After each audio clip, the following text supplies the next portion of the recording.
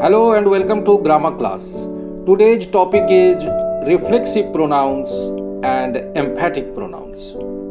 So what are reflexive and emphatic pronouns? Well, we add self or selves to personal pronouns to make reflexive and emphatic pronouns. For example, I to myself, you to yourself, he to himself, she to herself, it to itself, we to ourselves, they to themselves, you to yourselves, one to oneself. So in English grammar, myself, yourself, himself, herself, itself, ourselves, themselves, yourselves and oneself are called reflexive or emphatic pronouns. Now let's understand the difference between reflexive and emphatic pronouns.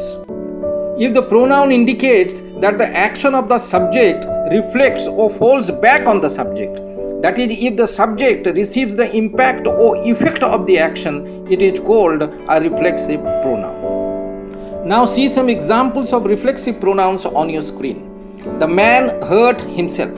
Here, himself is a reflexive pronoun because the effect of hurting falls on the subject, the man. In the other examples also, ourselves, themselves and yourself are reflexive pronouns because in these sentences the subjects we, they and you experience the effects of the respective actions.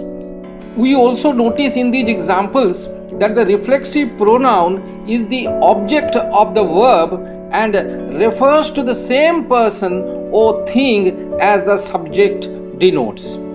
In other words, the reflexive pronoun is the object of the verb and the reflexive pronoun and the subject of the sentence point to the same person or thing mentioned in the sentence. There are some transitive verbs like avail, absent, enjoy, revenge, which take reflexive pronouns as their object. We cannot use these transitive verbs without reflexive pronouns. For example, he absented himself from the class is correct. He enjoyed himself in the picnic is right. We can't say he enjoyed in the picnic or he absented from the class. So remember not to use these transitive verbs without their reflexive pronouns. Up next is the emphatic or emphasizing pronoun. An emphatic pronoun is used to lay emphasis or stress on the subject, noun or pronoun. For example, I do all my work myself. Here myself is the emphatic pronoun because it lays emphasis on the subject I. Also, she herself drove the car. Here the emphatic pronoun herself emphasizes the subject she. The judges themselves gave her a standing ovation. Here the emphatic pronoun is themselves, which emphasizes the subject, the judges. So we see that an emphatic pronoun emphasizes the subject, noun or pronoun regarding the action of the verb. Now we know that the forms of reflexive and emphatic pronouns are the same. So how to distinguish between them? You see, a reflexive pronoun comes right after the verb, but an emphatic pronoun may come before as well as after the verb. So you don't find a reflexive pronoun before the verb but right after the verb, and it indicates that the action of the verb falls back on the subject or reflects on the subject.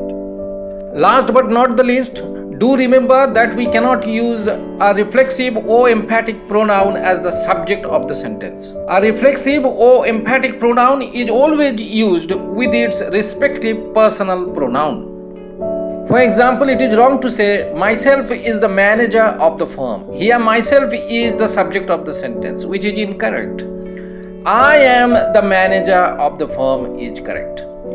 Again, yourself should do it first. Here, yourself is used as the subject of the sentence, which is wrong. And the correction is, you should yourself do it first.